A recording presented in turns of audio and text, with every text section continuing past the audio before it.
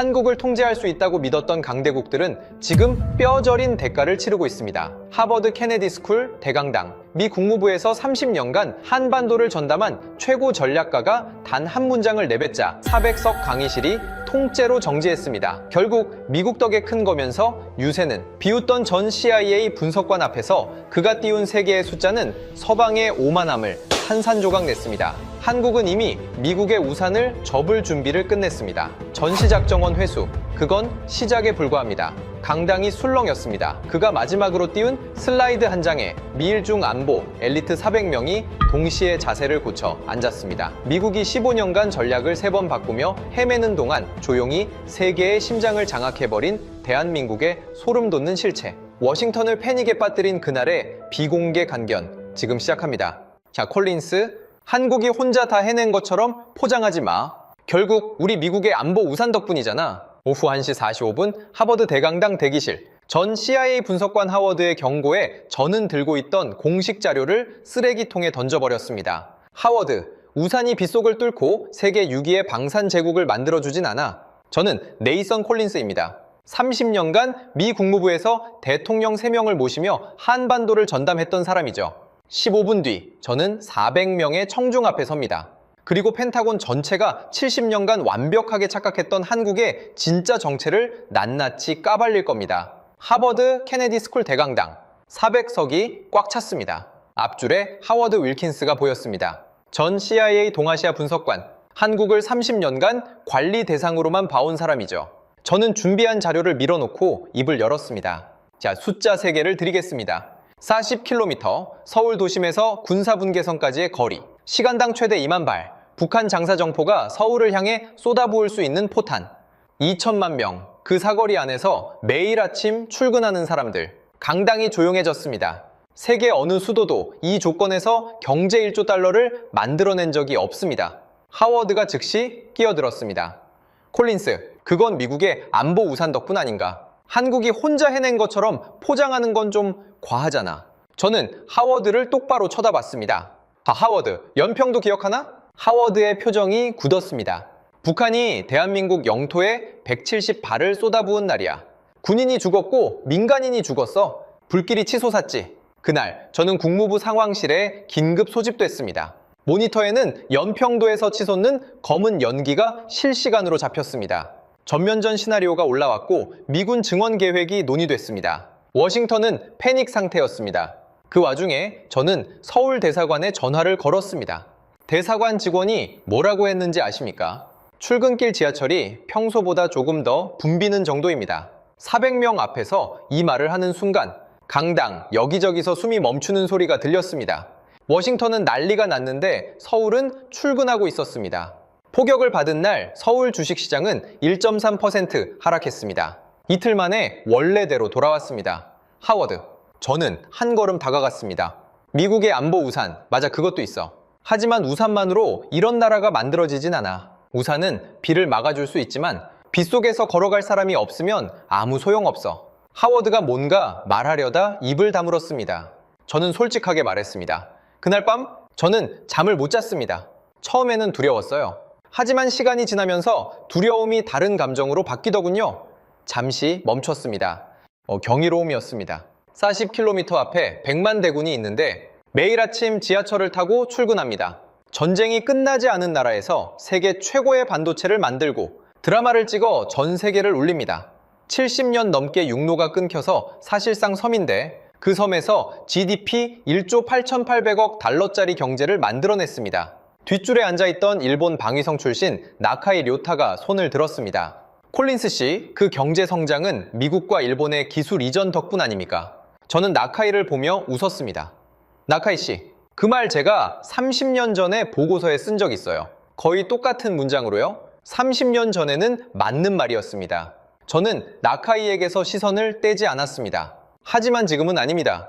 강당이 팽팽해졌습니다. 제가 오늘 보여드릴 건 바로 그 변화입니다. 미국이 한반도 전략을 3번 갈아치우는 동안 한국은 대체 무엇을 하고 있었는지 저는 목소리를 한 톤 낮췄습니다. 그리고 왜 이 방에 앉아 계신 여러분 모두가 지금부터 불안해져야 하는지. 하워드가 팔짱을 풀고 자세를 고쳐 앉았습니다. 나카이의 펜이 노트 위에서 멈춰 있었습니다. 뒤편에 수닝 교수가 처음으로 노트북 화면에서 눈을 떼고 저를 올려다봤습니다. 여러분, 저는 국무부에서 대통령을 3명 모셨습니다. 저는 화면에 백악관 사진을 띄웠습니다. 3명의 대통령이 한반도를 바라보는 눈이 전부 달랐습니다. 전략이 바뀔 때마다 저는 새 보고서를 썼고, 새 브리핑을 준비했고, 새 정책에 맞춰 동맹국에 설명을 해야 했습니다. 솔직히 말하면 저도 지쳤습니다. 강당에서 쓴웃음이 새어나왔습니다. 첫 번째, 오바마 대통령의 전략적 인내, 아시아 재균형을 선언했습니다. 미 해군력의 60%를 아시아에 집중하겠다고요? 거창한 이름이었죠? 하지만 현실은 달랐습니다. 금융위기의 여파가 아직 가시지 않았고 재균형할 예산도 함정도 의지도 부족했습니다. 북한에 대한 정책은 더 솔직했습니다. 기다리자. 제재를 걸어놓고 언젠가 효과가 나오겠지. 그게 전략적 인내의 본질이었습니다. 하워드가 끼어들었습니다. 그게 잘못된 건 아니었어. 제재가 작동하고 있었으니까. 저는 하워드를 돌아봤습니다. 하워드, 그 제재가 작동하는 동안 북한의 핵무기는 3개에서 20개로 늘었어. 하워드가 입을 다물었습니다. 제 두 번째, 트럼프 대통령? 처음에는 최대 압박이었습니다. 화염과 분노라는 말까지 나왔죠. 그러다 갑자기 방향이 180도 바뀌었습니다. 정상회담, 싱가포르에서 악수하고 판문점에서 군사분계선을 쩌듬었습니다. 전 세계가 숨을 죽였죠. 그리고 하노이. 저는 잠시 말을 멈췄습니다. 저는 하노이에 있었습니다. 메트로폴 호텔 로비에서 대기하고 있었죠. 트럼프 대통령과 김정은이 악수하고 회담장에 들어갔을 때 솔직히 이번엔 되겠구나 생각했습니다. 그런데 그 시각, 워싱턴에서는 대통령의 개인 변호사 마이클 코엔이 의회에서 증언하고 있었습니다. 미국 국내 정치가 불타고 있었어요. 세계에서 가장 위험한 핵 협상이 진행되는 동안 백악관의 시선은 두 쪽으로 갈려 있었습니다. 그날 워싱턴의 분위기를 상징적으로 보여주는 장면이었습니다. 회담은 결렬됐습니다. 김정은은 자리에서 일어났고 트럼프는 빈손으로 돌아갔습니다. 강당에 무거운 침묵이 깔렸습니다. 세 번째, 바이든 대통령. 바이든 행정부는 스스로 이렇게 규정했습니다. 오바마식 그랜드 바겐도 아니고 전략적 인내도 아니다. 캘리브레이티드 프랙티컬 어프로치, 조정된 실용적 접근. 저는 청중을 둘러봤습니다. 솔직히 번역하면 뭐냐? 적당히 해보자입니다. 웃음이 터졌습니다. 하지만 곧 사라졌습니다. 그 사이에 미국 국가안보전략서에서 비핵화라는 단어가 슬그머니 빠졌습니다. 북한의 우선순위는 이란보다 아래로 내려갔고요. 미국 대통령이 공개석상에서 북한 해안가의 부동산 개발 어떠냐고 말하는 세상이 됐습니다. 저는 화면을 끄고 청중 앞에 빈 화면만 남겨뒀습니다. 여러분, 15년입니다. 미국은 15년 동안 전략적 인내, 톱다운 외교, 실용적 접근이라는 이름으로 3번 전략을 바꿨습니다. 3번 다 방향이 달랐고 3번 다 결론이 없었습니다. 그런데 한국은요, 강당이 조용해졌습니다. 같은 15년 동안 한국은 세계 10번째 경제를 유지하면서 방산 수출국 세계 6번째로 올라갔습니다. 메모리 반도체 세계 시장 점유율 70%를 지켜냈습니다. K2 전차와 K9 자주포를 유럽에 수출하기 시작했습니다.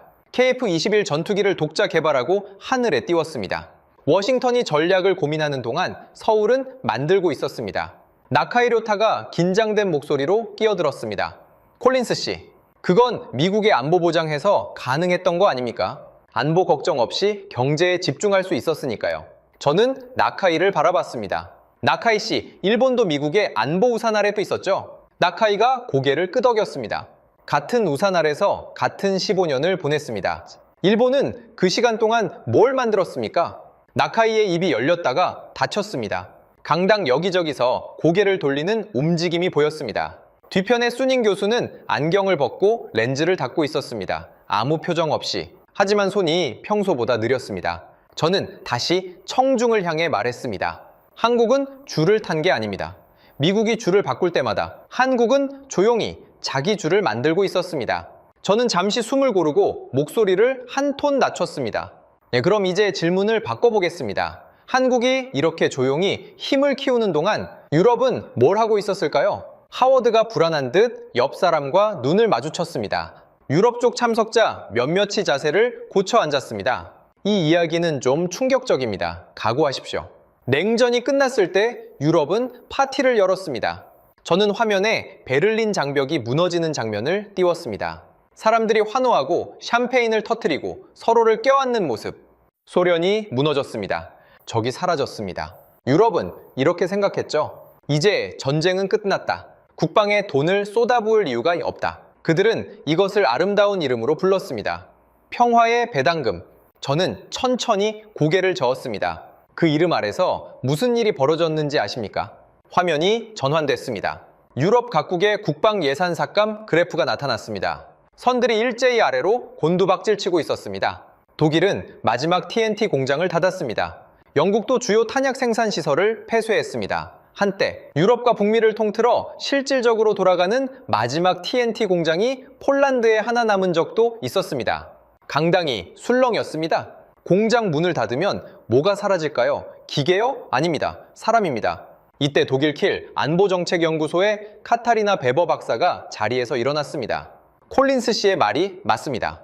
저희 연구소에서 냉전 이후 유럽 방산 생태계를 10년간 추적했습니다.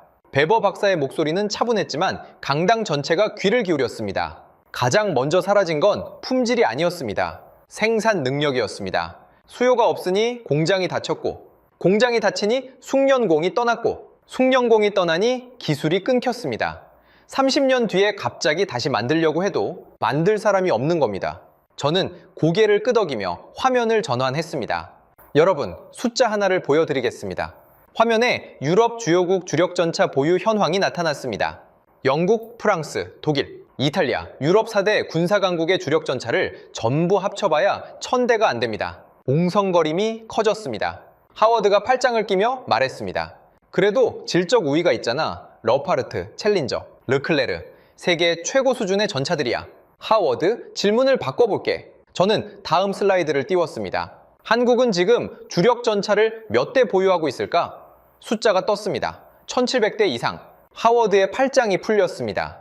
유럽 4개국을 합친 것보다 한국 혼자가 더 많습니다. 그리고 하워드, 여기서 끝이 아니야. 저는 한 걸음 앞으로 나갔습니다. 그 전차를 유럽이 사가고 있어. 강당의 짧은 탄성이 터졌습니다.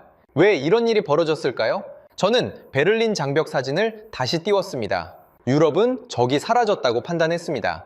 합리적인 판단이었죠. 평화가 영원할 것 같았으니까. 국방비를 복지로 돌리고 공장을 닫고 병력을 줄였습니다. 한국은요? 저는 잠시 멈췄습니다. 한국은 한 번도 공장 문을 닫지 않았습니다. 강당이 조용해졌습니다. 닫을 수가 없었으니까요. 휴전선 건너편에 120만 대군이 있었습니다. 핵무기를 개발하고 있었습니다. 장사정포가 서울을 겨누고 있었습니다. 유럽에게 평화는 현실이었지만 한국에게 평화는 한 번도 현실이었던 적이 없습니다. 그 차이가 30년 뒤에 이런 결과를 만들었습니다. 저는 화면을 전환했습니다. 폴란드 국방차관 마리우시 코발스키의 사진이 나타났습니다. 작년 폴란드는 한국에서 K2 전차 1000대와 FA-50 경공격기 48대를 구매하는 계약을 맺었습니다. 수십조 원 규모입니다. 자, 생각해 보십시오.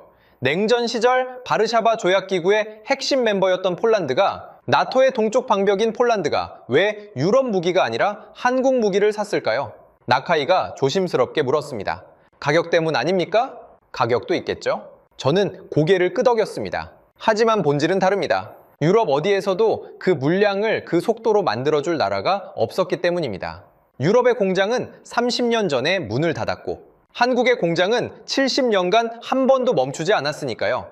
이 평화의 배당금이라고 불렀던 그 선택이 30년 뒤에 청구서로 돌아온 겁니다. 저는 화면을 끄고 청중을 바라봤습니다.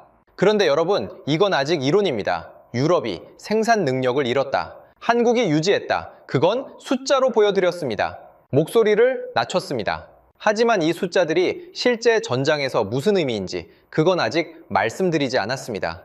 저는 새로운 화면을 띄웠습니다. 우크라이나 동부 전선의 위성 사진이었습니다. 러시아가 우크라이나를 침공했을 때 이론이 현실이 됐습니다. 그리고 그 현실 한가운데 한국이 있었습니다. 레오시아는 3주면 끝난다고 생각했습니다. 저는 우크라이나 전선 위성 사진을 가리켰습니다. 키우를 점령하고 젤렌스키 정권을 교체하고 친러 정부를 세운다. 3주 계획이었습니다. 그런데 지금 4년째 전쟁 중입니다. 화면이 전환됐습니다. 러시아군 장비 손실 추정치가 나타났습니다. 러시아의 대공세는 개전 초기에 딱 한 번이었습니다. 이후로는 전선이 교착됐고 러시아는 기갑 장비 약 2만 대를 잃었습니다. 전차만 3,000대 이상, 개전 전 현역 재고와 맞먹는 수준입니다. 강당 여기저기서 고개를 젓는 움직임이 보였습니다. 러시아가 손실을 메우는 방식을 아십니까? 신형 전차를 대량 생산하는 게 아닙니다. 창고에서 소련 시절 구형 전차를 꺼내서 녹닦고 고치고 다시 전장에 보냅니다. 세계 2위 군사대국이라는 나라가 할아버지 세대 전차를 끌어다 쓰고 있는 겁니다. 하워드가 중얼거렸습니다. 그건 러시아 문제 아닌가? 한국이랑 무슨 상관이야? 하워드, 바로 그게 핵심이야. 저는 화면을 유럽 지도로 전환했습니다. 러시아가 우크라이나를 침공했을 때 유럽은 우크라이나를 돕고 싶었습니다. 무기를 보내고 싶었어요. 탄약을 보내고 싶었습니다. 그런데 줄 게 없었습니다. 강당이 조용해졌습니다. 방금 3부에서 말씀드렸죠? 유럽은 30년 전에 공장 문을 닫았습니다. 포탄 생산 라인이 없어요. 숙련공이 없어요. 갑자기 10만 발을 만들어 달라고 하면 만들 수가 없는 겁니다. 그래서 어떻게 됐을까요? 저는 한 박자 쉬었습니다. 한국이 움직였습니다. 화면에 155mm 포탄 사진이 떴습니다. 한국은 미국에 155mm 포탄 50만 발을 대여하는 방식으로 합의했습니다. 한국이 직접 우크라이나에 살상 무기를 제공하지는 않습니다. 원칙을 지킨 거죠. 하지만 미국의 포탄 재고를 한국이 채워주면 미국은 여유가 생긴 포탄을 우크라이나에 보낼 수 있습니다. 하워드가 즉시 반응했습니다. 그거 봐, 직접 제공한 게 아니잖아. 미국 경유한 우회 지원이지. 저는 하워드를 향해 걸어갔습니다. 하워드, 전쟁에서 중요한 게 뭔지 알아? 누가 반가쇠를 당기느냐가 아니야. 누가 탄약을 대느냐야. 하워드의 표정이 굳었습니다. 그리고 지금 이 순간 세계에서 155mm 포탄을 가장 빠르게, 가장 많이 대량 생산할 수 있는 나라가 어딘지 아나? 하워드가 대답하지 않았습니다. 대답할 필요가 없었습니다. 강당에 있는 모든 사람이 답을 알고 있었으니까요. 포탄만이 아닙니다. 저는 화면을 전환했습니다. 폴란드군이 운용하는 크랍 자주포 사진이 나타났습니다. 폴란드가 우크라이나에 보낸 크랍 자주포. 이 자주포의 차체가 어디서 왔는지 아십니까? 한국입니다. K격의 자주포 계열의 한국산 차체입니다. 한국 정부가 이전을 승인했습니다. 한국은 전쟁 당사국이 아닙니다. 직접 무기를 준 것도 아닙니다. 하지만 전장에서 움직이는 무기의 안에 한국이 들어가 있습니다. 이 순간 앞줄에서 누군가 일어섰습니다. 폴란드 국방차관 마리우시 코발스키였습니다. 콜린스 씨, 제가 직접 말씀드려도 되겠습니까? 저는 고개를 끄덕였습니다. 코발스키가 강당을 둘러보며 말했습니다. 저희가 한국에서 K2 전차 1000대와 FA-50 경공격기 48대를 구매한 건 사실입니다. 솔직히 말씀드리겠습니다. 가격 때문이 아니었습니다. 강당이 숨을 죽였습니다. 유럽 어디에서도 그 물량을 그 속도로 만들어줄 나라가 없었기 때문입니다. 우리에게는 시간이 없었습니다. 러시아가 우크라이나를 침공한 뒤 다음이 우리일 수 있다는 공포가 현실이 됐습니다. 독일의 전차를 달라고 하면 3년, 5년을 기다려야 합니다. 한국은 달랐습니다. 코발스키가 자리에 앉으며 덧붙였습니다. 한국은 약속한 날짜, 약속한 물량을 납품했습니다. 유럽에서는 상상할 수 없는 일이었죠. 강당에 잠시 침묵이 흘렀습니다. 저는 다시 단상 중앙으로 걸어갔습니다. 여러분, 역사에서 한 가지 교훈이 있습니다. 화면에 몽골 제국의 지도가 나타났습니다. 몽골이 우크라이나와 러시아를 240년간 지배한 적이 있습니다. 오늘의 강자가 내일의 약자가 됩니다. 그리고 오늘 조용히 준비하는 나라가 내일의 판을 짭니다. 저는 화면을 껐습니다. 하지만 한국의 진짜 무기는 전차도 아니고 포탄도 아닙니다. 주머니에서 휴대폰을 꺼내 들어 올렸습니다. 여러분의 주머니 안에 있습니다. 저는 휴대폰을 높이 들어 올린 채 청중 사이를 걸었습니다. 오늘 아침에 이걸로 뭘 하셨습니까? 이메일을 확인하셨겠죠. 뉴스를 보셨을 겁니다. 누군가는 주식 차트를 열었을 거고 누군가는 손주 사진을 봤을 겁니다. 저는 휴대폰을 뒤집어 뒷면을 보여줬습니다. 이 안에 뭐가 들었는지 아십니까? 메모리 칩, 삼성전자 제품입니다. 자, 배터리, LG 에너지 솔루션입니다. 디스플레이, 삼성 디스플레이 혹은 LG 디스플레이죠. 로고는 미국입니다. 하지만 심장은 한국이에요. 하워드가 손을 들었습니다. 잠깐 콜린스, 아이폰은 애플 제품이야. 미국 기업이지. 하워드, 그 미국 기업의 제품을 분해해봐. 저는 화면에 세계 메모리 반도체 시장 점유율 차트를 띄웠습니다. D램 시장 70%, 낸드 플래시 50% 이상, 삼성전자와 SK하이닉스가 차지하는 비율입니다. 숫자가 화면에 크게 떠올랐습니다. 강당 여기저기서 의자가 삐걱거리는 소리가 났습니다. 이게 단순한 시장 점유율이라고 생각하시면 안 됩니다. 여러분의 자율주행차, 인공지능 서버, 군사위성, 미사일 유도 시스템 전부 이 칩 없이는 작동하지 않습니다. 뒤편에서 수닝 교수가 처음으로 목소리를 냈습니다. 시스템 반도체는 대만의 TSMC가 주도하고 있습니다만 저는 고개를 끄덕였습니다. 맞습니다. 수닝 교수. 하지만 삼성전자는 이미 3나노 공정을 상용화했고 2나노를 준비 중입니다. 게임은 아직 끝나지 않았어요. 저는 수닝을 향해 한 걸음 다가갔습니다. 그리고 수닝 교수, 당신이 더 걱정해야 할 게 있습니다. 한국 반도체 수출의 60% 이상이 중국과 홍콩으로 갔던 시절이 있었죠. 그런데 미국이 수출 통제를 들이밀었을 때 한국 기업들은 중국 내 공장과 미국의 칩스 액트 사이에서 줄타기를 했습니다. 그 줄을 끊어도 한국은 살아남습니다. 중국이 살아남을 수 있을까요? 수닝의 표정이 돌처럼 굳었습니다. 아무 대답이 없었습니다. 저는 화면을 전환했습니다. 전기차 배터리 생산 라인이 나타났습니다. 반도체만이 아닙니다. LG 에너지 솔루션, 삼성 SDI, 세컨, 이 세 기업이 세계 전기차 혁명을 움직이고 있습니다. 테슬라도, GM도, 폭스바겐도 한국산 배터리 없이는 전기차를 한 대도 못 굴립니다. 저가세대 전고체 배터리도 한국이 앞서 있습니다. 충전 시간은 절반으로 줄이고 주행거리는 2배로 늘리고 화재 위험은 거의 제로, 시제품 테스트를 향해 빠르게 나아가고 있습니다. 나카이가 조용히 물었습니다. 조선 분야는 어떻습니까? 저는 나카이를 바라봤습니다. 일본이 한때 세계 조선 1위였다는 걸 이 방에 있는 모든 사람이 알고 있었습니다. 나카이 씨가 물어봐 주셔서 고맙습니다. 화면에 거대한 LNG 운반선이 바다를 가르는 모습이 나타났습니다.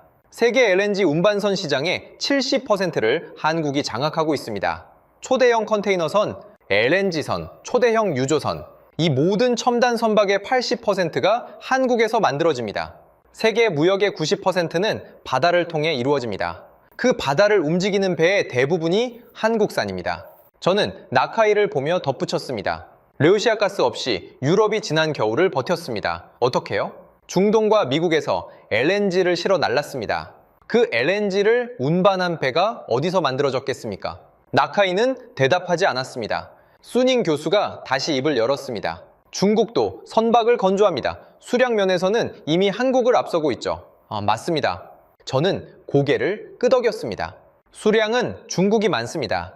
그런데 세계 해운사들이 더 비싼 한국 선박을 선택하는 이유가 뭘까요? 기술력과 신뢰성입니다. 값이 싼 배가 아니라 고장나지 않는 배를 원하니까요. 수닝이 입을 다물었습니다. 저는 청중 전체를 둘러봤습니다. 반도체, 배터리, 선박, 여러분 이걸 한마디로 정리하겠습니다. 한국이 멈추면 세계의 두뇌는 생각할 수 없고 심장은 뛰지 않으며 혈관은 막힙니다. 강당이 숨을 죽였습니다. 이건 비유가 아닙니다. 저는 휴대폰을 주머니에 넣었습니다. 하지만 제가 국무부에서 30년간 일하면서 가장 설명하기 어려웠던 한국의 힘은 반도체도 전차도 배도 아니었습니다. 한 박자 쉬었습니다. 저 한국 드라마였습니다. 강당에서 웃음이 터졌습니다. 제가 웃음을 유도한 게 아닙니다. 진심이었거든요. 웃으실 줄 알았습니다. 저도 처음에 그랬으니까요. 저는 단상에서 내려와 청중 사이로 걸어 들어갔습니다. 앞줄에 앉은 젊은 연구원에게 물었습니다. 어제 저녁에 뭘 보셨습니까? 연구원이 당황한 듯 대답했습니다. 넷플릭스에서 한국 드라마를 봤습니다. 이 무슨 드라마요? 폭삭 속았수다라는 드라마인데요. 제주도 배경이라 저는 고개를 끄덕이며 청중을 돌아봤습니다. 하버드 케네디 스쿨 연구원이 어젯밤에 한국 드라마를 봤습니다. 놀라운 일이 아닙니다. 이 방에 계신 분들 중에도 한국 드라마를 본 적 있는 분이 꽤 계실 겁니다. 몇몇이 멋쩍은 듯 고개를 끄덕였습니다. 저는 이걸 처음 심각하게 받아들인 게 중동 출장 때였습니다. 저는 다시 단상으로 올라가며 말을 이었습니다. 원전 수출 협상에 동행했을 때입니다. 현지 에너지 장관과 만찬 자리였는데 장관의 딸이 갑자기 달려와서 저한테 물었습니다. 한국에서 오셨어요? 혹시 BTS 아세요? 12살짜리 여자아이였습니다. 눈이 반짝반짝 빛나더군요. 장관이 웃으며 말했습니다. 딸아이가 한국 드라마를 너무 좋아해서 한국이라면 뭐든 호감이 갑니다. 여러분, 저는 30년간 외교를 했습니다. 수천 시간을 협상 테이블에서 보냈어요. 하지만 12살짜리 소녀보다 강력한 외교관은 만나본 적이 없습니다. 강당 여기저기서 웃음이 터졌습니다. 우지 마십시오. 저는 표정을 바꿨습니다. 이것이 소프트 파워입니다. 군함보다 강력한 힘이에요. 화면에 브라질 상파울루 시청 광장 사진이 떴습니다. 5만 명이 넘는 사람들이 대형 스크린 앞에 모여 한국 드라마를 함께 보며 울고 있는 장면이었습니다. 예, 브라질입니다. 상파울루 시청 광장에 5만 명이 모여서 한국 드라마를 함께 봤습니다. 포르투갈어 자막을 읽으면서 눈물을 흘렸어요. 왜요? 한국 할머니의 이야기에 브라질 청년이 자기 할머니를 떠올렸기 때문입니다. 인도네시아 자카르타에서는 나의 아저씨라는 드라마의 마지막 장면이 나오자 공연장에서 박수가 터졌습니다. 완전히 다른 문화권의 사람들이 한국의 이야기에 자기 자신을 투영한 겁니다. 한국 드라마는 드라마가 아닙니다. 언어와 문화의 장벽을 뛰어넘는 감정의 해방입니다. 하워드가 끼어들었습니다. 문화적 인기가 실질적인 힘으로 이어질 수 있어? 90년대 일본 문화도 세계를 휩쓸었지만 결국 사라졌잖아. 네, 하워드, 좋은 지적이야. 저는 고개를 끄덕였습니다. 일본 문화 열풍은 10년 갔어. 한류는 이미 25년째야. 그리고 결정적인 차이가 하나 있어. 화면에 한국 문화 콘텐츠 수출액 그래프가 나타났습니다. 해마다 20% 이상 성장하는 가파른 곡선. 한국은 문화를 산업화했어. 트렌드가 아니라 구조를 만든 거야. 한국어를 배우는 외국인이 매년 30%씩 늘고 있고 한국에 유학 오는 학생들이 급증하고 있어. 이건 일시적인 유행이 아니야. 돌아갈 수 없는 변화야. 저는 다시 중동 이야기로 돌아갔습니다. 아까 그 원전 협상, 결과가 어떻게 됐는지 아십니까? 성사됐습니다. 물론 기술력과 가격 경쟁력이 핵심이었죠. 하지만 현지 관계자가 나중에 이런 말을 했습니다. 솔직히 한국에 대한 호감이 이미 있었습니다. 우리 젊은이들이 한국을 좋아서 터치하니까요. 여러분, 군함을 보내면 두려움을 살 수 있습니다. 하지만 드라마를 보내면 마음을 살 수 있습니다. 저는 화면을 전환했습니다. 전 세계 곳곳에서 K-팝 댄스를 추는 젊은이들의 모습이 나타났습니다. 중동에서, 아프리카에서, 남미에서, 유럽에서 총 없이 세계를 움직이는 가장 조용하고 가장 무서운 무기가 있습니다. 그게 한국의 문화입니다. 강당이 잠시 고요해졌습니다. 하지만 진짜 질문은 이겁니다. 저는 청중을 둘러봤습니다. 이 모든 힘을 가진 나라가 실제로 그 힘을 어떻게 쓰고 있을까요? 강대국들이 압박할 때 한국은 어떤 선택을 했을까요? 저는 화면에 4개의 국기를 나란히 띄웠습니다. 미국, 중국, 일본, 러시아. 역사적으로 약소국은 이 4나라 중 하나를 골라 예스라고 대답해야 했습니다. 한국은 달랐습니다. 한국은 4나라 모두에게 노라고 말했습니다. 강당이 술렁이었습니다. 저는 미국 국기를 가리켰습니다. 먼저 미국입니다. 저희 나라요. 쓴웃음을 지었습니다. 미국 반도체법이 통과됐을 때 워싱턴은 당연히 동맹국들이 핵심 기술 자료를 공유할 거라고 생각했습니다. 삼성과 SK하이닉스에 요청했죠. 껴부당했습니다. 강당이 조용해졌습니다. 동맹국입니다. 70년 혈맹이에요. 미군 28,500명이 주둔하고 있는 나라입니다. 그 나라가 핵심 기술 자료 공유를 거절했습니다. 기술 주권은 동맹에도 양보하지 않겠다는 거였죠. 자, 솔직히 말하겠습니다. 저는 그 보고를 받았을 때 화가 났습니다. 동맹국이 이래도 되나 싶었어요. 저는 잠시 멈췄습니다. 하지만 지금 돌이켜보면 그게 맞는 판단이었습니다. 기술을 넘기는 순간 카드를 잃는 거니까요. 하워드가 불편한 표정으로 팔짱을 꼈습니다. 하지만 이번에는 반론하지 않았습니다. 저는 중국 국기를 가리켰습니다. 다음, 중국. 한국이 사드를 배치하겠다고 했을 때 중국은 경제 보복으로 응답했습니다.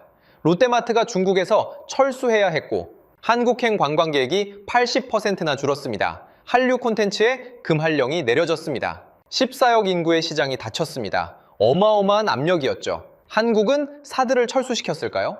강당을 둘러봤습니다. 아닙니다. 사드는 그대로 있습니다. 그리고 놀라운 건 한국이 그 이후로 중국 시장 의존도를 줄이기 시작했다는 겁니다. 압박을 받고 물러선 게 아니라 압박을 계기로 체질을 바꾼 거예요. 수닝 교수의 손이 노트북 위에서 멈춰 있었습니다. 아무 말도 하지 않았습니다. 저는 일본 국기를 가리켰습니다. 셋째, 일본. 나카이 료타가 고개를 숙였습니다. 이미 이 이야기가 나올 걸 알고 있었겠죠? 일본이 한국에 핵심 소재 수출을 규제했습니다. 반도체 제조에 필수적인 소재 3가지를 틀어막은 겁니다. 세계의 모든 전문가가 같은 예측을 했습니다. 한국 반도체 산업이 타격을 입을 것이다. 그런데 어떻게 됐을까요? 저는 나카이를 바라봤습니다. 콜린스가 직접 말했습니다. 2년 만에 핵심 소재를 국산화했습니다. 오히려 일본 기업들이 시장을 잃었죠. 나카이는 더 이상 고개를 들지 않았습니다. 저는 마지막 국기 러시아를 가리켰습니다. 넷째, 리오시아. 레오시아가 우크라이나를 침공했을 때 많은 아시아 국가들이 중립을 택했습니다. 이해할 만한 선택이었죠. 러시아와 적을 만들 이유가 없으니까요. 한국은 독자적인 제재를 가했습니다. 러시아와의 오랜 경제 협력에도 불구하고요. 저는 4개의 국기를 한 번 더 가리켰습니다. 미국에게 기술을 안 줬습니다. 중국의 보복에 굽히지 않았습니다. 일본의 규제를 국산화로 뒤집었습니다. 러시아의 독자 제재를 걸었습니다. 여러분, 세계 4대 강국 모두에게 노라고 말한 나라입니다. 강당에 무거운 침묵이 내려앉았습니다. 어디서 이런 자신감이 나오는 걸까요? 영국 쪽 외교관 한 명이 물었습니다. 저는 잠시 생각에 잠겼습니다. 기술력, 경제력, 물론 그것도 있습니다. 하지만 더 근본적인 게 있어요. 한국은 수천 년 동안 강대국에 둘러싸여 생존해왔습니다. 중국, 일본, 러시아, 몽골, 끊임없이 침략받고 끊임없이 다시 일어섰습니다. 그 과정에서 독립적인 국가 DNA가 만들어진 겁니다. 명령을 받는 나라가 아닙니다. 스스로 판단하는 나라입니다. 그리고 그 판단의 기준은 오직 하나, 국익입니다. 저는 화면을 모두 끄고 빈 무대에 혼자 섰습니다. 여러분, 제가 처음에 말씀드렸습니다. 30년간 가장 두려웠던 건 북한이 아니었다고. 강당 전체가 숨을 죽였습니다. 400개의 시선이 저에게 집중됐습니다. 이제 그 답을 말씀드리겠습니다. 저는 한동안 말을 하지 않았습니다. 강당의 400명이 기다리고 있었습니다. 하워드도, 나카이도, 수닝도 모두 저를 올려다보고 있었습니다. 제가 30년간 가장 두려웠던 건 목소리가 낮아졌습니다. 한국이 분단 상태에 너무 익숙해지는 것이었습니다. 강당에 미세한 옹성거림이 번졌습니다. 예상하지 못한 답이었을 겁니다.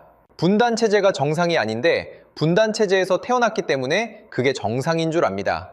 저는 천천히 단상을 걸었습니다. 한국인들과 30년을 일하면서 저는 한 가지를 느꼈습니다. 그들은 놀라운 사람들입니다. 포탄이 떨어져도 출근하고 강대국에게 노라고 말하고 세계 최고의 기술을 만들어냅니다. 하지만 분단에 대해서는 마치 날씨처럼 받아들입니다. 원래 그런 거라고, 바꿀 수 없는 거라고. 그게 저를 두렵게 했습니다. 저는 화면에 한반도 지도를 띄웠습니다. 38도 선을 기준으로 남과 북이 갈라진 지도. 북한은 남의 나라가 아닙니다. 한국 몸의 일부가 썩어가는 것입니다. 생태계가 붙어 있어요. 같은 산맥, 같은 강줄기, 같은 언어, 같은 역사. 그게 70년째 잘려 있습니다. 그리고 그 대가를 한국은 매일 치르고 있습니다. 화면이 전환됐습니다. 한국의 사회 지표가 나타났습니다. OECD 사회 갈등 지수, 세계 최고 수준입니다. 출산율은 OECD 최저, 자살률은 최고, 노인, 빈곤율도 최고 수준입니다. 숫자 하나하나가 뜰 때마다 강당이 조금씩 더 무거워졌습니다. 여러분, 이 모든 것이 분단과 무관하다고 생각하십니까? 저는 고개를 저었습니다. 70년간 전쟁이 안 끝난 나라에서 사람들이 미래를 낙관하기 어려운 건 당연합니다. 국방비로 매년 수십조 원을 쓰면서 동시에 복지와 출산 지원에 돈을 쏟기란 쉽지 않습니다. 그리고 무엇보다 분단은 한국인의 마음속에 보이지 않는 천장을 만들었습니다. 아무리 올라가도 부딪히는 그 한계요. 하워드가 조용히 물었습니다. 네이선, 그건 통일이 답이라는 얘긴가? 하워드, 답을 말하기 전에 하나만 보여주겠네? 저는 화면을 전환했습니다. 독일 통일 이후 경제 지표가 나타났습니다. 독일이 통일했을 때 10년간 유럽의 병자라고 불렸습니다. 경제가 주저앉았고 서독 국민의 세금 부담이 폭증했고 실업률이 치솟았습니다. 하지만 지금 독일은 어떻습니까? 유럽 최강국입니다. 동독 인구는 서독의 4분의 1 수준이었습니다. 남북한은요? 북한 2,600만, 남한 5,100만, 거의 절반입니다. 규모가 다릅니다. 하지만 하나 결정적인 차이가 있습니다. 저는 손가락을 들었습니다.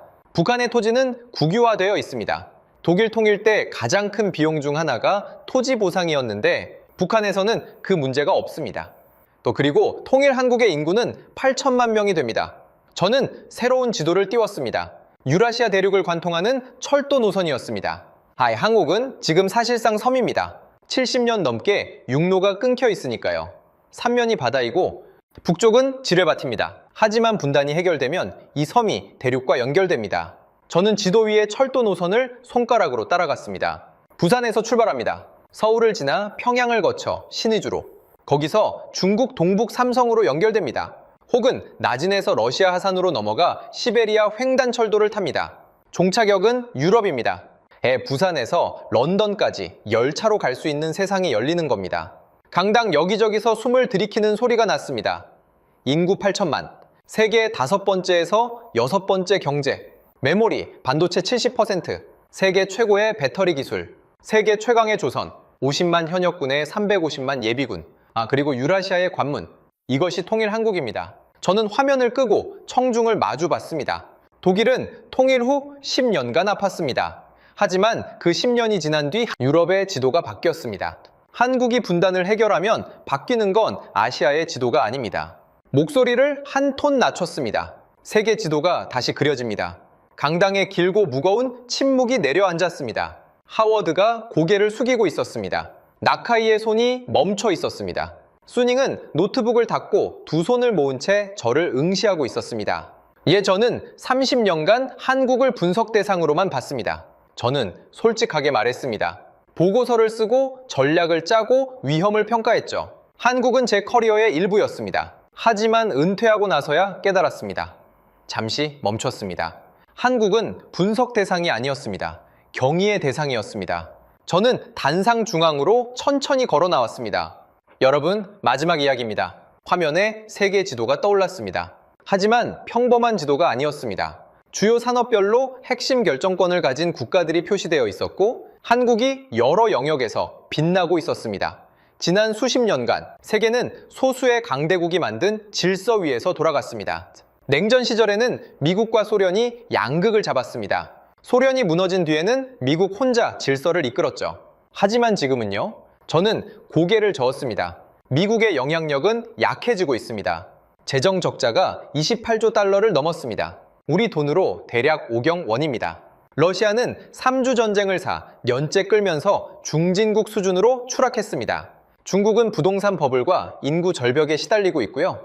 양극 체제, 단극 체제를 지나서 지금은 무국화 시대입니다. 아무도 질서를 책임지지 않는 시대. G7 국가 대부분이 0%에서 1% 성장에 머물러 있습니다.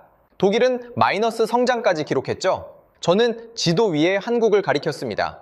그런데 이 한가운데서 한 나라가 조용히 빛나고 있습니다. 대여 이상 강대국과 약소국이라는 이분법은 유효하지 않습니다. 한국은 새로운 범주의 국가입니다. 핵심 국가, 글로벌 피보탈 스테이트. 한국이 방향을 바꾸면 세계의 공급망이 흔들립니다. 한국이 편을 바꾸면 안보 지형이 달라집니다. 한국이 기술 표준을 제시하면 세계 산업이 따라갑니다. 나카이가 마지막으로 손을 들었습니다. 콜린스 씨, 그렇다면 한국은 이 새로운 힘을 어떻게 사용할 거라고 보십니까? 저는 나카이를 바라봤습니다. 처음에 미국의 안보 보장 덕분 아니냐고 도전했던 그 사람이 지금은 한국의 미래를 물어보고 있었습니다. 역사가 그 답을 알려줍니다. 한국은 전통적으로 침략자가 아니었습니다. 건설자였습니다. 수천 년간 주변국에 침략받았지만 한 번도 주변국을 먼저 침략한 적이 없습니다. 힘을 과시하기보다 가치를 만들어 왔습니다. 반도체를 만들고 배를 건조하고 드라마를 찍어서 세계인의 마음을 얻었습니다. 줄을 타는 나라에서 줄을 만드는 나라로, 그것이 한국이 선택한 길입니다. 저는 마지막 슬라이드를 띄웠습니다. 단 한 문장이었습니다. 한국이 멈추면 세계가 멈춘다. 그리고 지금 세계는 그 사실을 조용히 인정하고 있습니다. 저는 마이크를 내려놓으려다 다시 들어올렸습니다. 마지막으로 한마디만 하겠습니다. 강당이 숨을 죽였습니다. 이 대한민국, 당신들이 생각하는 것보다 훨씬 더 강한 나라입니다. 그리고 아직 끝나지 않았습니다. 마이크를 내려놓았습니다. 3초간의 침묵이 있었습니다. 그리고 앞줄에서 코발스키가 일어나 박수를 치기 시작했습니다. 한두 명이 따랐습니다.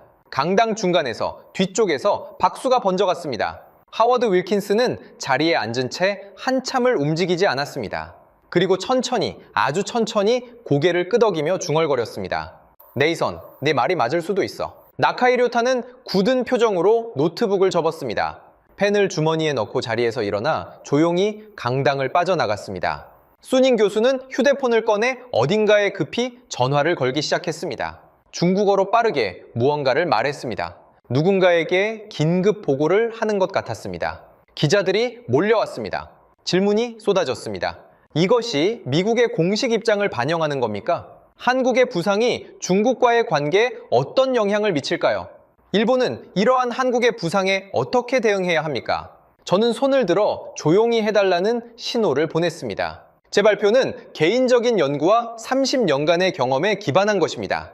다만 사실에 근거한 분석이라는 점은 강조하고 싶습니다.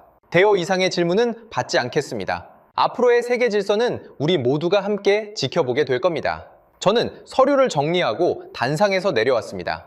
강당을 나서는데 등 뒤로 아직 박수 소리가 들렸습니다. 그날 하버드 케네디 스쿨에서는 세계 질서에 대한 새로운 관점이 제시됐습니다. 그리고 그 중심에는 아무도 예상하지 못했던 나라, 대한민국이 있었습니다. 오늘 네이선 콜린스가 하버드 케네디 스쿨에서 발표한 내용의 핵심을 정리하겠습니다. 그가 첫 번째로 던진 것은 숫자였습니다. 서울에서 군사분계선까지 40km, 장사정포 시간당 최대 2만 발, 사거리 안의 인구 2천만 명. 세계 어느 수도도 이 조건에서 경제 1조 달러를 만들어낸 적이 없습니다. 포탄이 떨어져도 출근하고 폭격을 받은 날 주식시장이 이틀 만에 회복되는 나라. 콜린스는 이것을 생존이 아니라 경이라고 불렀습니다. 두 번째는 미국의 흔들림이었습니다. 오바마의 전략적 인내, 트럼프의 톱다운 외교, 바이든의 실용적 접근. 미국은 15년 동안 한반도 전략을 3번 바꿨습니다. 3번 다 방향이 달랐고 3번 다 결론이 없었습니다. 그런데 같은 15년 동안 한국은 세계 방산 수출 6위로 올라가고 메모리 반도체 점유율 70%를 지켜내고 독자 전투기를 하늘에 띄웠습니다. 워싱턴이 전략을 고민하는 동안 서울은 만들고 있었습니다. 세 번째는 유럽이 잃어버린 것이었습니다. 냉전이 끝나자 유럽은 평화의 배당금이라는 이름 아래 국방 생태계를 해체했습니다. 독일은 마지막 TNT 공장을 닫았고 유럽 4개 군사강국의 주력 전차를 합쳐도 1000대가 안 됩니다. 같은 기간 한국은 한 번도 공장을 멈추지 않았습니다. 휴전선 건너편에 120만 대군이 있었으니까요. 유럽에게 평화는 현실이었지만 한국에게 평화는 한 번도 현실이었던 적이 없습니다. 네 번째는 실제 전장에서의 증명이었습니다. 러시아는 3주면 끝낼 전쟁을 사 년째 끌며 기갑 장비 2만 대를 잃었습니다. 유럽은 우크라이나를 돕고 싶어도 줄 게 없었습니다. 한국산 155mm 포탄 50만 발이 미국을 경유해 전장의 흐름을 바꿨고 폴란드가 한국에서 K2 전차 1000대를 구매한 이유는 가격이 아니라 유럽 어디에서도 그 물량을 그 속도로 만들어줄 나라가 없었기 때문입니다. 다섯 번째는 공급망의 심장이었습니다. 메모리 반도체 세계 시장의 70%, 전기차 배터리의 핵심, LNG 운반선 시장의 70%, 초대형 선박의 80%, 한국이 멈추면 세계의 두뇌는 생각할 수 없고 심장은 뛰지 않으며 혈관은 막힙니다. 콜린스는 말했습니다. 이건 비유가 아니라고. 여섯 번째는 총 없는 무기였습니다. 브라질 광장에서 5만 명이 한국 드라마를 보며 울었고 중동의 원전 협상은 12살짜리 소녀의 한류 사랑이 물꼬를 텄습니다. 콘텐츠 수출액이 매년 20% 이상 성장하고 한국어를 배우는 외국인이 매년 30%씩 늘고 있습니다. 군함을 보내면 두려움을 살 수 있지만 드라마를 보내면 마음을 살 수 있습니다. 일곱 번째는 외교적 독립이었습니다. 미국에게 기술 주권을 양보하지 않았습니다. 중국의 사드 보복에 굽히지 않았습니다. 일본의 수출 규제를 2년 만에 국산화로 뒤집었습니다. 러시아에 독자 제재를 가했습니다. 세계 4개 강국 모두에게 노라고 말한 나라. 명령을 받는 나라가 아니라 스스로 판단하는 나라. 그 판단의 기준은 오직 국익입니다. 그리고 콜린스가 마지막으로 꺼낸 것은 분단이었습니다. 30년간 가장 두려웠던 것은 북한의 위협이 아니라 한국이 분단 상태에 익숙해지는 것이었다고. 북한은 남의 나라가 아니라 한국 몸의 일부가 썩어가는 것이라고. OECD 최고 수준의 사회 갈등, 최저 출산율, 최고 자살률. 70년간 전쟁이 끝나지 않은 나라에서 치르고 있는 보이지 않는 대가라고. 하지만 그는 희망도 함께 제시했습니다. 통일 한국은 인구 8천만, 유라시아 대륙의 관문이 되며 부산에서 런던까지 열차로 연결되는 세상이 열린다고. 독일이 통일 후 10년간 아팠지만 지금은 유럽 최강국이 된 것처럼 한국이 분단을 해결하면 바뀌는 건 아시아의 지도가 아니라 세계 지도 전체라고. 무국화 시대, 아무도 질서를 책임지지 않는 시대. 그 한가운데서 유일하게 자기 땅에서 70년을 버티며 세계 공급망의 중심이 된 나라가 있습니다. 줄을 타는 나라에서 줄을 만드는 나라로 한국이 멈추면 세계가 멈춘다는 말은 과장이 아닌 현실이 됐고, 세계는 그 진실을 조용히 인정하고 있습니다. 전 CIA 분석관 하워드 윌킨스는 30년간 한국을 관리 대상으로만 봤습니다. 그는 강연이 끝난 후 이렇게 중얼거렸습니다. 네이선, 내 말이 맞을 수도 있어. 일본 방위성 출신 나카이 료타는 굳은 표정으로 노트북을 접고 강당을 빠져나갔습니다. 중국 국방대학의 수닝 교수는 휴대폰을 꺼내 급히 어딘가에 보고를 시작했습니다.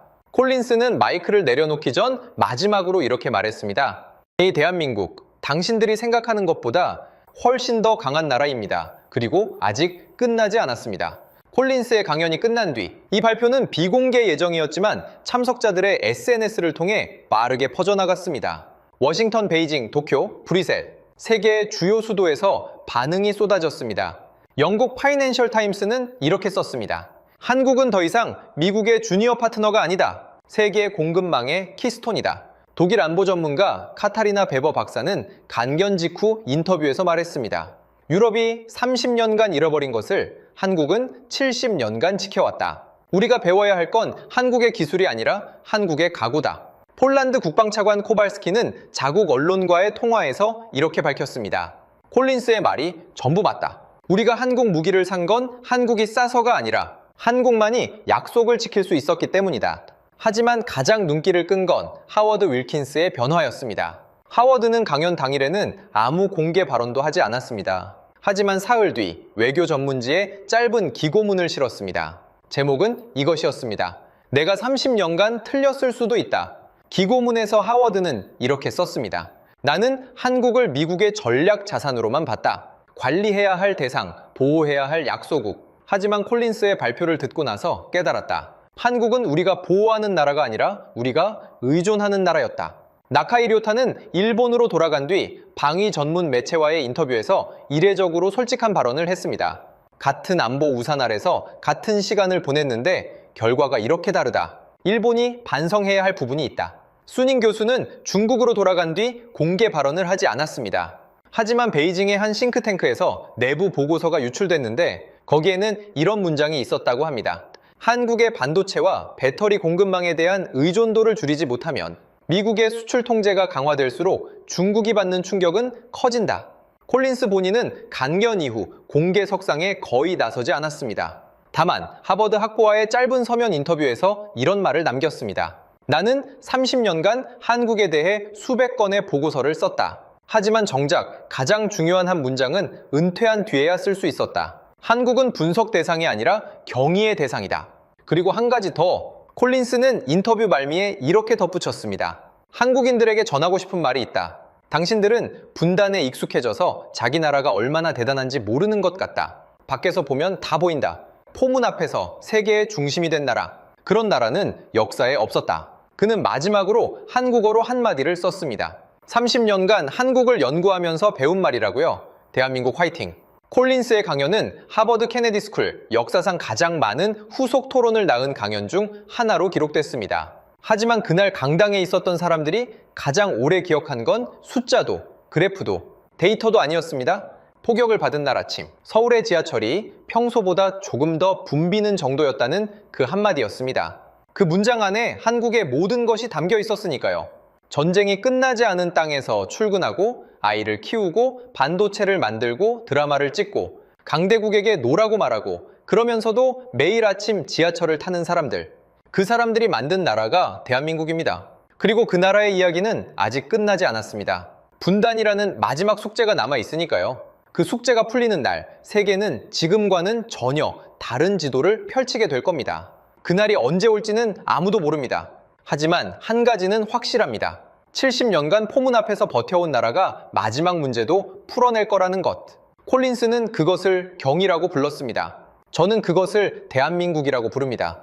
지금 이 순간 대한민국이 서 있는 자리를 다시 한번 돌아보겠습니다. 산업의 핵심에서 세계 공급망을 지휘하고 있습니다. 메모리 반도체 세계 시장의 70%, 전기차 배터리의 핵심 기술, LNG 운반선 시장의 70%와 초대형 선박의 80%, 한국이 스위치를 끄면 세계의 두뇌가 멈추고 심장이 멈추고 혈관이 막힙니다.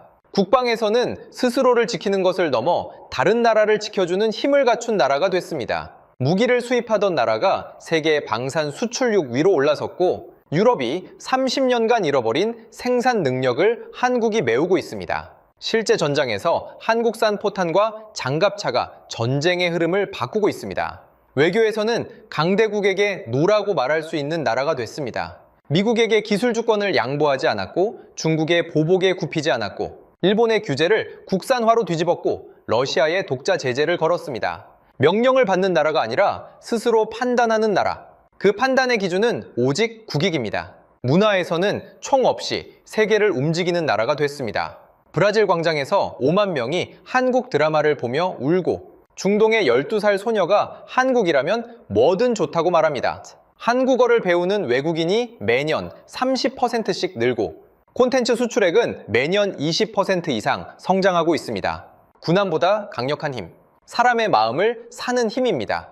전략적으로는 전 세계가 예의주시하는 가장 작지만 가장 강한 변수로 떠올랐습니다. 무국화 시대, 아무도 질서를 책임지지 않는 지금 유일하게 자기 땅에서 70년을 버티며 세계의 공급망의 중심이 된 나라, 줄을 타는 나라에서 줄을 만드는 나라로, 그리고 이 모든 것 위에 아직 풀리지 않은 마지막 숙제가 있습니다. 분단, OECD 최고 수준의 사회 갈등, 최저 출산율, 최고 자살률, 70년간 전쟁이 끝나지 않은 나라가 치르고 있는 보이지 않는 대가입니다. 하지만 그 분단이 해결되는 날, 인구 8천만의 통일 한국은 유라시아 대륙의 관문이 되고 부산에서 런던까지 열차로 연결되는 세상이 열립니다. 바뀌는 건 아시아의 지도가 아닙니다. 세계 지도 전체입니다. 네이선 콜린스는 30년간 한국을 분석 대상으로만 봤습니다. 보고서를 쓰고 전략을 짜고 위험을 평가했습니다. 하지만 은퇴하고 나서야 깨달았다고 합니다. 한국은 분석 대상이 아니라 경의의 대상이었다고. 포문 앞에서 출근하고 반도체를 만들고 드라마를 찍어 세계를 울리고 강대국 모두에게 노라고 말하는 사람들. 그 사람들이 만든 나라, 흐름을 따르던 나라에서 흐름을 바꾸는 나라로 한국이 없으면 세계가 멈춥니다. 미 국무부 한반도 담당관의 하버드 강연 어떠셨습니까? 휴전선에서 불과 40km, 쏟아질 듯한 장사정포 사정거리 안에서 매일 2천만 명이 출근하며 만들어낸 기적. 반도체, 선박, 방산까지 세계를 주도하며 강대국들에게도 당당히 넣으라고 말할 수 있는 나라. 한국은 우리가 보호하는 나라가 아니라 우리가 의존하는 나라였다. 전 CIA 분석관의 이 찬사는 정부나 기업이 아닌 전쟁이 끝나지 않은 땅에서도 묵묵히 아이를 키우고 일터로 향한 평범한 우리에게 바치는 헌사입니다. 70년간 포문 앞을 버텨낸 우리라면 분단이라는 마지막 숙제가 풀리는 날 세계 지도를 다시 그리게 될 것입니다. 이 가슴 뜨거운 이야기가 더 많은 분들께 닿을 수 있도록 좋아요와 공유, 구독을 부탁드립니다. 대한민국의 저력에 벅찬 감동을 느끼셨다면 댓글에 경의 2글자를 남겨주세요.